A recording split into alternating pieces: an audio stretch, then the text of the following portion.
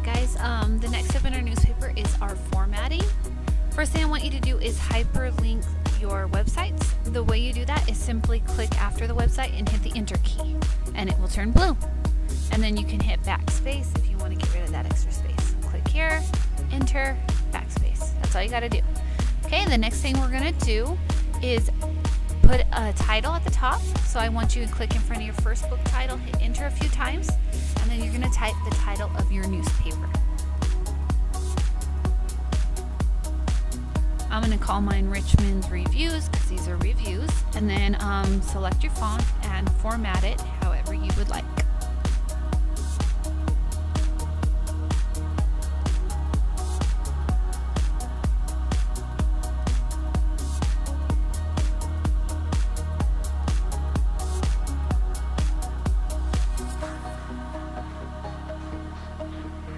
Next step is to format our text. So I want you to select all of the text and we are going to turn it into a newspaper. So to do that, we're going to make columns. So if we want to change the format of the paper, we will do that under the page layout tab. Click columns and select more columns. Go ahead and choose 2 columns. And I want you to check mark the box that says line between. This will draw a line between the 2 columns. And it should say, oops, I messed up. You weren't supposed to select the text. Let's try that again. Just go ahead and click OK. Because I don't want to type underneath it. I want it to all be in columns. So I'm going to correct that really quick. Just click in front of your book title. For me, it's right in front of Divergent. So, yeah, we don't want to be able to type down there. So just click right in front of Divergent and then go do it again. But down at the bottom where it says apply to, this point forward. Now hit OK. Okay. Now that'll allow us to keep everything in the 2 columns. Okay, now we're going to insert our pictures. So go to the internet, save 3 pictures, 1 for your book, 1 for your movie, 1 for your theme park. And then we're going to insert the pictures. If you haven't done that yet, go ahead and do so now. In the layout options, we are going to choose the one that says tight. That will allow the words to go right next to the picture. Okay, and then you're going to make your picture as small as you want and put it wherever you think it looks good. Do that for all 3 pictures, and then we'll go on. So the process is insert picture, choose your picture, click layout options, choose tight, make it smaller, and put it where you think it looks nice.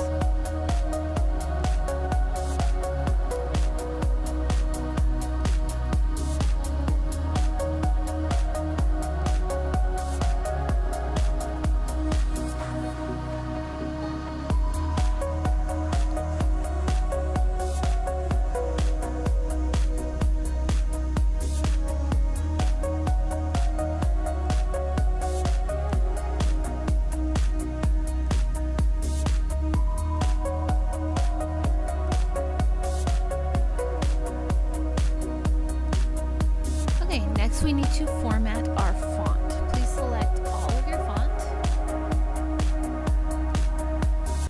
And we need to choose Times New Roman. So they're in ABC order. We're going to go down to T.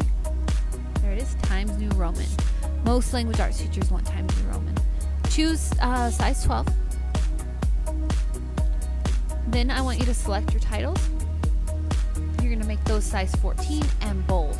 Bold means they're darker, so you're going to click on the B, and then size 14. And again for this one, B, size 14.